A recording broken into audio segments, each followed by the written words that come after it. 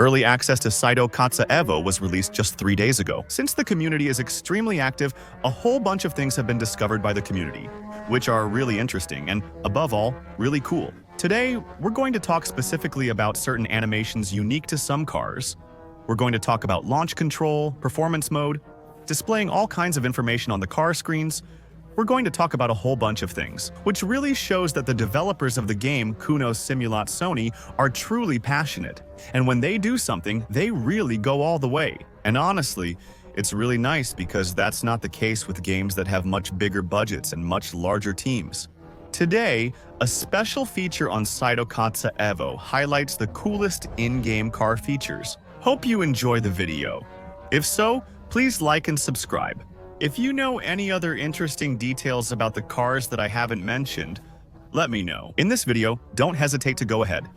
And in the comments of this video, that might allow me to make a second episode later in the coming weeks. Let others find these details in your comments.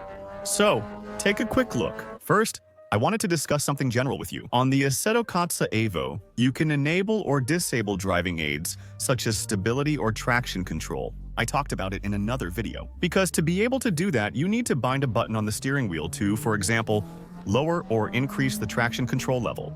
What's really cool about Assetto EVO is that it depends on the cars. That means that cars which, in real life, don't have driving assist or don't have certain assists also don't have them in the game. For example, we're here with the Honda S2000 AP1, just like the real-life AP1 version. There's no control, so you don't need to disable it. It's already off by default on this car, which also means that, on the other hand, if you want a car, let's say, that's easy to drive. The S2000 can be challenging to handle initially, since it lacks traction and stability control. It also means, on the other hand, that if you want a car with traction control, to drive in the rain, for example, or to practice with increasingly powerful rear-wheel drive cars, this model doesn't have traction control and can't support it.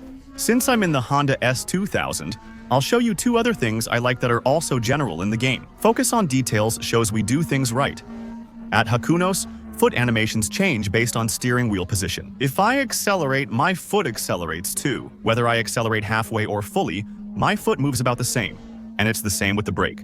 You can't see it well because the steering wheel blocks the view. If I use the clutch, you'd notice as well.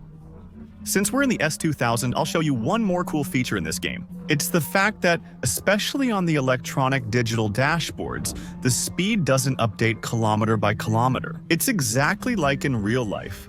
Actually, the speed updates every few hundredths of a second, which means that, for example, if I go from 110 to 115, you might not see 111, 112, 113, or 114 displayed. We'll go from 110 to 113 and 115. It's realistic, and that's how it works. If you take an S2000, that's exactly how it works, and on a lot of digital gauges, that's how it works. And I really love this kind of detail because it's literally what's missing in other games. It's good to know it's in the game too. Later, we'll be able to choose from several performance packages for the cars through the dealership and customizations. We saw it, for example, during the game's introduction cutscenes, that on certain Mercedes, for example, there would be the Aero Pack, the Performance Pack, that kind of thing. What you need to know is that in the game, even though for now, unfortunately, we don't have access to the dealership or to customizations, there are already some cars in the game equipped with these Aero Packs or these special versions. For example, in the game, there's the standard Chevrolet Camaro ZL1 and the ZL11LE, Extreme Track Performance.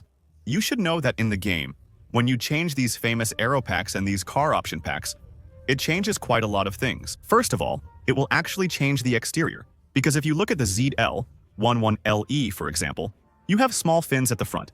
Little, I don't know what they're called, splitters. There you go, on the bumper, which you don't have on the regular ZDL. The spoiler is not the same either.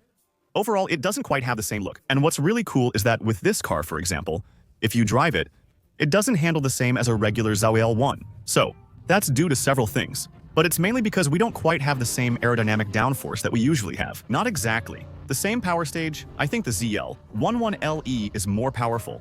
And I also think that the electronic aids aren't exactly the same. So, it makes for cars that are really very different to drive.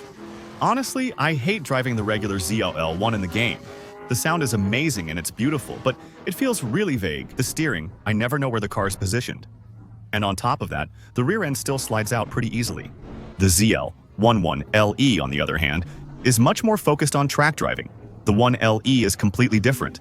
The front end is much more planted to the road, and so is the rear. It's still hard to drive since it's powerful and rear-wheel drive, but they're really two different experiences. And that, once again, it's incredible that Kunos managed it so well, or at least managed it in this way. There are plenty of games where you have the ZL1 and the ZL1 1LE, but there are plenty of games where, if you take these two models, there's really not that much of a difference in tracking. Let me show you another one, in the same style. It seems to me that these are the only two in the game for now, where we have versions that are, let's say, very unique. It's going to be on the side of the Toyota Gazoo Racing, 86. We do have the standard one, but we also have the Hakone Edition and the Trueno Edition, which are equipped with the Performance Pack. So, I also wanted to show you something cool. Well, a cool thing. Actually, I'll show you several. In the game, there's the possibility to do launch controls.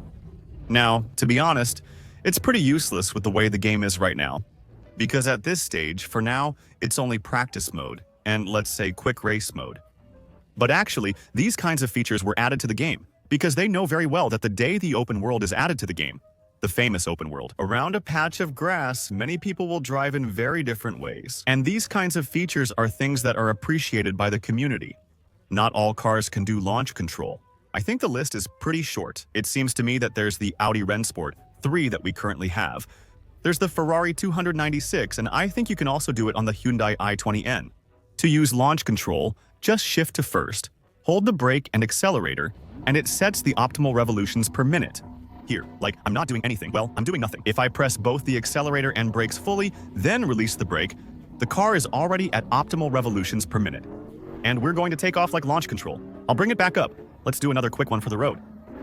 There you go. That's even better because this time we've deactivated the traction control. So, with the car in four-wheel drive, it really takes off straight away. After that, the game has many features, like turn signal management. There's also, unless I'm mistaken, the option to control the windshield wipers. So I think I set a button for that.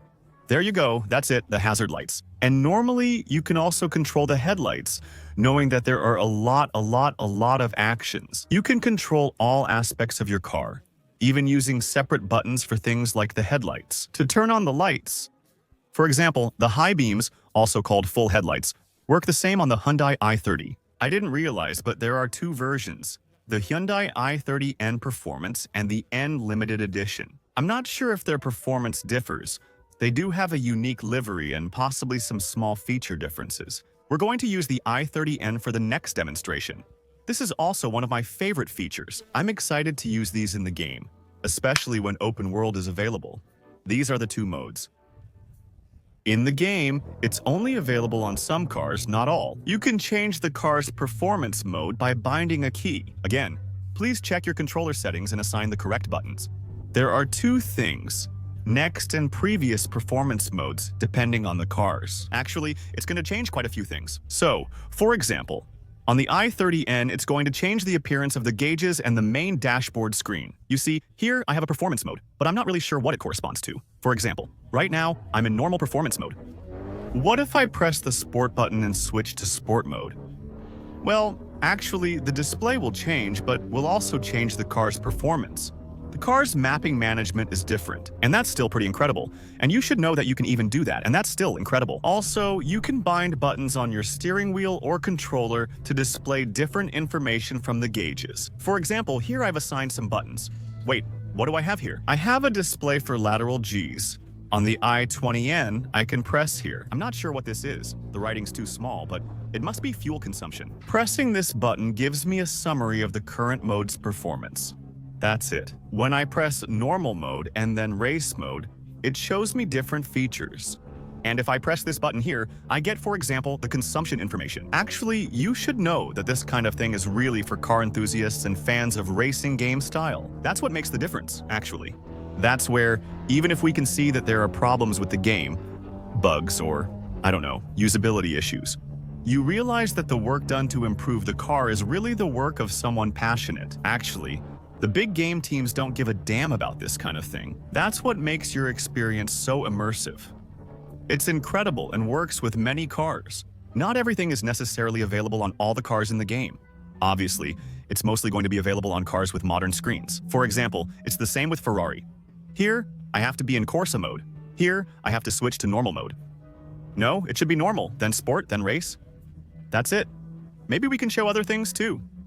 Not sure. Maybe not this time. It depends on the cars. Just so you know, the Ferrari 296 we have here usually has launch control. That's right, it does. That's pretty cool. I'll show you one last thing before we go. After trying different cars, you'll see there are many cool features. Here's the BMW M4 I wanted to show you. Does it have different performance modes or displays? Maybe not either. However, what's cool is that you can, and maybe you're seeing it now, display the traction control directly on the car's dashboard screen. There you go. It's a tiny detail. I think this is the only car that has it. And yet, the developers really busted their asses to make it. And I think it's awesome because, well, honestly, it's the kind of unique system made just for one car. Here, the graphic assets can't be reused for another model unless they add another BMW with the same interface. And it's just so cool. But I'm surprised this one doesn't have the performance modes because I see the things that say Sport, Sport Plus. But maybe there aren't different mappings for this car in the game. That's totally possible. Anyway, for me, those are really the things that make it well.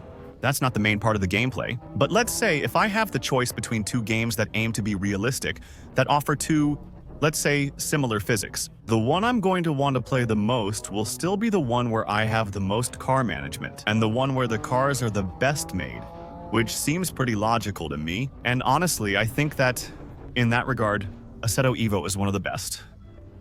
The cars look great, almost as detailed as Gran Turismo. 7, maybe even better in some ways. And on top of that, we have all these features that the big competitors don't offer. And I think that's, once again, really great. That's really what makes the difference for me. If you enjoyed the video, feel free to show it by coming over to Twitch, for example. I'm waiting for version 0.13 in online mode before doing more live streams on this game, so that we can enjoy the driving academy and also take advantage of the famous dealership and car customizations to make builds with different rims, different car interiors, different exterior setups. We'll do that live as soon as it's available. So make sure to follow the Twitch channel so that as soon as I go live, you get notified. Don't hesitate to use your Prime to support the channel. All right, thank you all. Enjoy your Sunday evening. See you tomorrow for the next videos. Kisses. Bye.